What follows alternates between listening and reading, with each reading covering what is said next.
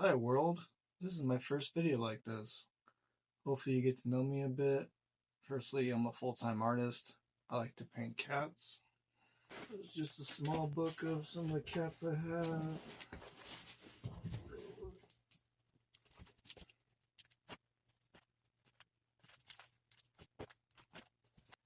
I go by the name Puke. Puke, I know, gross. Ugh. It's from my graffiti background. I used to write that everywhere.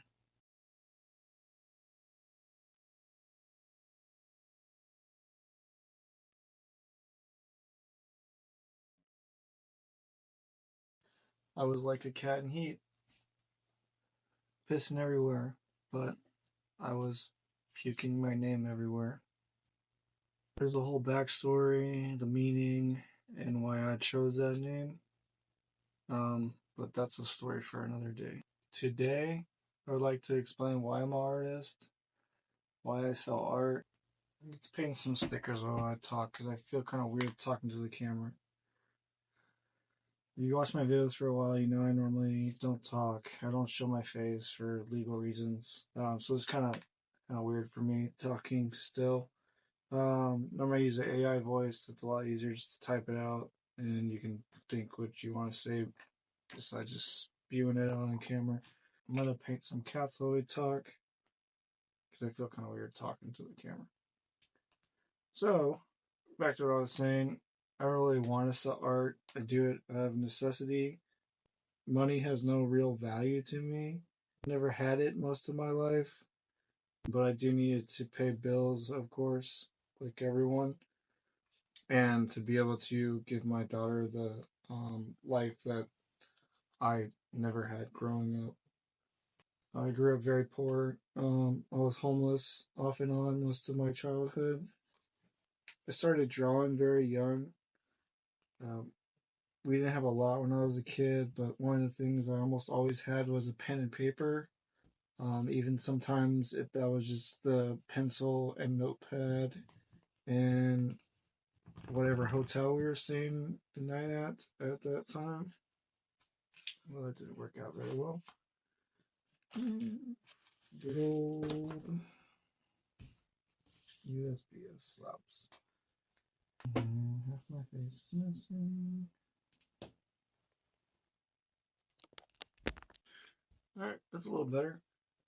But drawing and doing art when I was a kid was my escape from the reality of where are we going to be sleeping tomorrow? Because usually my mom only got enough money to stay a night in a hotel, or she got money from the church or the fire department or whatever. They'd pay for us to stay in a hotel for a few nights, but it wasn't a permanent thing, so we'd always end up back homeless or staying with somebody. So drawing was my way mentally to escape from that. But that's kind of a story from another time that doesn't really have anything to do with what I want to talk about. Put that one aside, let it dry. So I started selling art in 2020, 2021, around all the craziness of COVID. I was working for a company that was contracted to AAA to do the emergency roadside battery calls. So if someone's car died in whatever parking lot, they needed a jump start, they needed a battery replaced, they would call us. We'd go. Most of the time in the dead of summer, it was horrible. It felt like you were melting, especially in the Arizona sun. If anyone's spent a summer in Arizona, you know how it feels. It's that like opening the oven, melting feeling, and you can't run away from it. Imagine standing in a parking lot for 20 minutes changing someone's battery and trying to be fast because that person's sitting in the car or whatever, sitting there waiting for you. Most of the people were jerks. Granted, they were sitting there for 2+ hours sometimes waiting for me to get there. so they weren't happy when I did get there. Sometimes I had 10 to 20 other calls on me that were holding, waiting for me to get done with this one to get to there. And this was an all day thing for 12-hour shifts. Most of the time we didn't break. We'd eat in between calls. It was just so busy all day. Because batteries, they don't last very long in Arizona. The job was commission and paid by the amount of batteries I sold, and I was pretty damn good at sales. Um, Mostly because of my love for cars and my knowledge. Most people don't know. Besides my love for art, I also like cars and I like building them. I have a rat rod in my garage and stuff like that. And to believe it or not, even though I don't show my face or talk on here, very much I'm pretty good with being a human and talking to people and not just showing up as a salesman, trying to sell a car battery or whatever, and just if they don't want it, be gone, and not be human to someone in need, which I was pretty good at. So I made pretty good money, um, more than I ever did in my life. But like a lot of my art pieces says, money doesn't buy happiness. I often worked in Scottsdale. 70% of the people treat you like straight trash. I had one guy try to lock me in the garage because I couldn't change his battery under warranty. Other 30% were actually pretty great. I had some good conversations, and that's one of the things I missed most about that job is the conversations with older people in Sun City. But okay, I know. Babbling on here. I'm trying to get to the point. But this story is my origin story, so it's not simple and it's not straight to the point. So hopefully you take the time to sit and listen to what I have to say. Even really an origin story, I guess, why I started selling art. So I don't think that'd be origin story. Anyways. So I was on my last nerve pretty much. With dealing with people, dealing with the summer, dealing with all the craziness of COVID. At the time, I had a 3-year-old daughter, um, and I was working 12-hour days, 12-hour plus days, 5 days a week. So, I mean, I was always gone. Sometimes I'd come home, and my daughter and my girlfriend would be sleeping. They'd sleep when I left. Sometimes I wouldn't see them for days. I'd see my daughter, it felt like she was getting bigger, and I wasn't there to see her grow up. I started thinking I'm going to miss out on so much. I already missed a few holidays because we had to work so much. I was thinking about quitting and what to do. I wasn't there mentally. One little sticker down. One cat sticker down. Final breaking point was when my friend unalived himself, which I hate saying it that way. It sounds cold, but if you say the other word on here, more than likely the video will get flagged or taken down. So unfortunately, that's the way you have to say it. He was like a brother to me. We talked for like 12 hours, like during our whole shift. In between calls, we had this walkie-talkie app called Voxer, and we just talked to each other about what happened at the call and tell stories and about our life and yada yada. Sometimes I feel like he knew me more than my own family. So when he passed away, I was at work and my supervisor called me and told me what happened. And honestly, for one of the few times in my life, I started bawling, crying, and uncontrollably, hysterically. I couldn't handle it. I had to go home. Took a few days off. of work. Started to think why he did what he did, and the worst part is we weren't even talking at the time.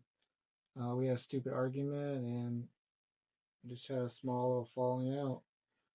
I never thought, that something like that would happen to him. I thought we could just, make up later or whatever.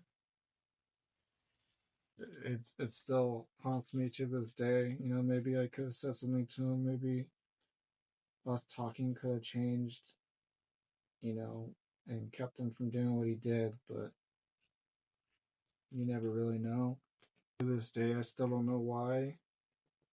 I know he was getting in trouble at work a lot, and he broke a few cars and did a pretty good amount of damage. He fried the ECU, I think, on one, if I remember correctly, and they started taking the money out of his check. So I don't know if that had anything to do with it. It's just weird because he was the happiest guy. He was always laughing and making jokes and making everyone else laugh around him. Rest in peace, James. I miss you. So after that, I had a real hard time working that job. Um, I saw him everywhere. Everything reminded me of him. I couldn't do it mentally anymore. Side fact, in case you didn't know, I often draw my cats or my characters how I'm feeling at the time and their expressions, and I just drew that without even thinking about the conversation. So I guess that's proof on camera. I'm gonna do some of these little 4x6 cardstocks that I'm probably gonna be doing a free art drop with while I talk. So let's start with this one. So where was I? There's gonna be jump cuts in between this. I wrote a lot of this down, so I don't ramble and I kind of know where I'm going with this. It's not something that's easy for me to talk about. And like I said, I don't talk on camera typically anyway, so all of this is kind of a pain. As I was saying, everything reminded me of him, and I just couldn't do it mentally anymore. Um, let's do a purple and violet cat.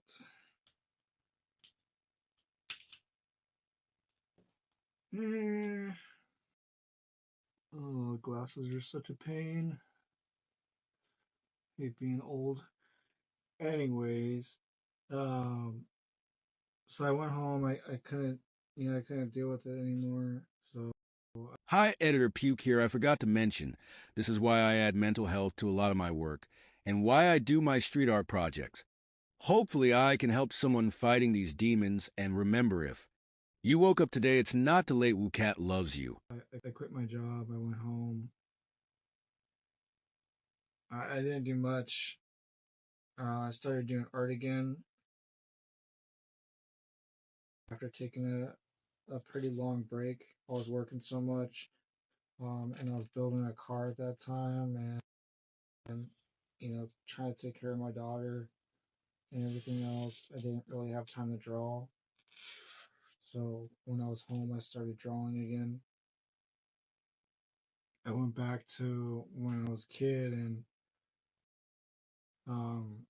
being able to escape mentally and just focus on what you're drawing and in that happy place and forget about everything else. So I started to think, what am I gonna do? For money. I knew a 9 to 5. Jesus, this is hard. I knew a 9 to 5 wasn't for me anymore.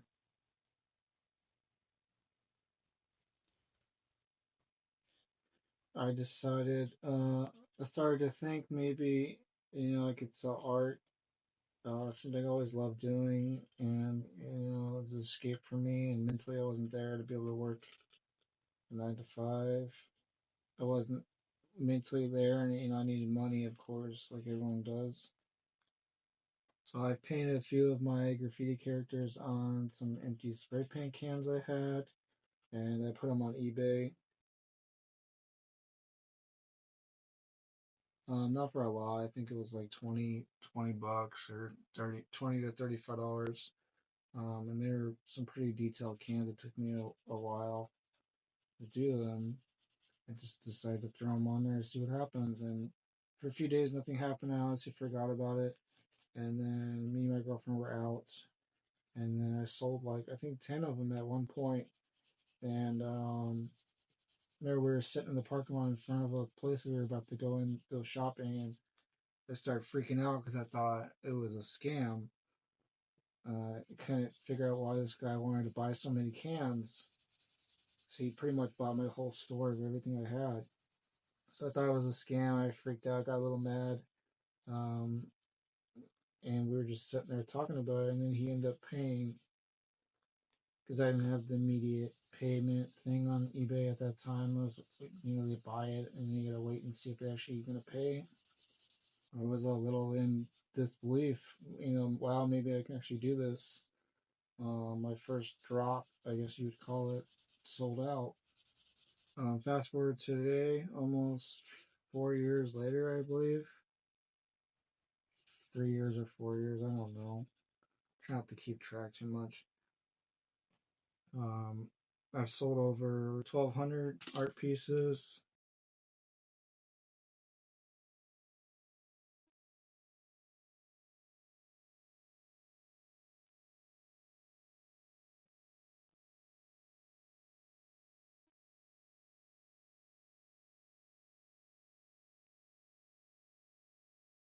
And shipped to 41 states and 20 different countries.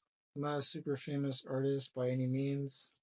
Um, I still struggle every month to pay bills.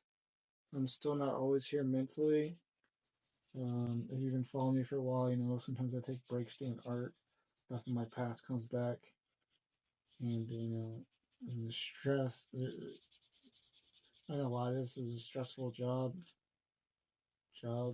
but at the end of the day, I get to stay home and do what I love to do.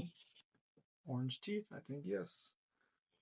But yeah, I get to stay home and do what I love to do. And the best part is I get to spend every waking moment with my daughter when she's not. I don't have to really worry about missing too much for her growing up and stuff like that, which is a big fear for me since my dad wasn't there for me as a kid.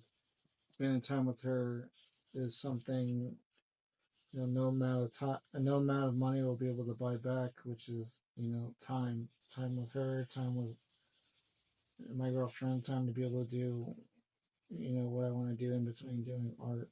And I'm sure there's people that work their whole life away, and at the end of the day, they don't have anything to show for it really besides money, and they wish they had more time to do things. And that's the way I think.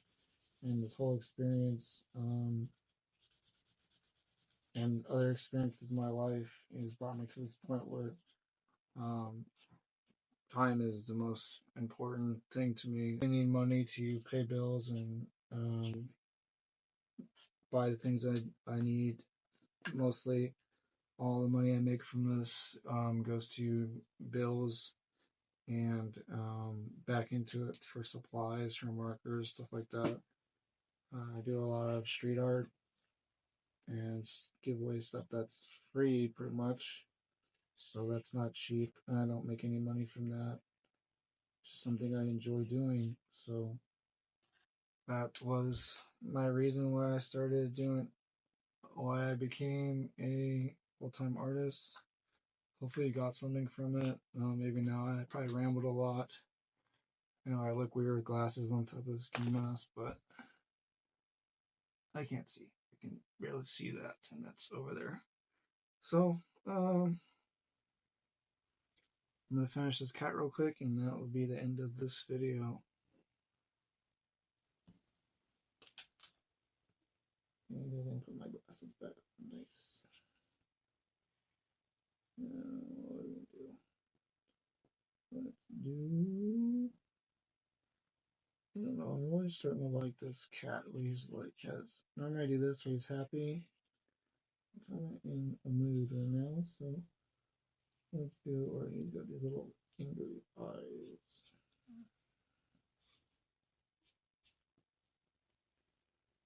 And this is kind of goofy looking, not normally what I would normally do, but talking, thinking about all this, and trying to do art is a bit new for me.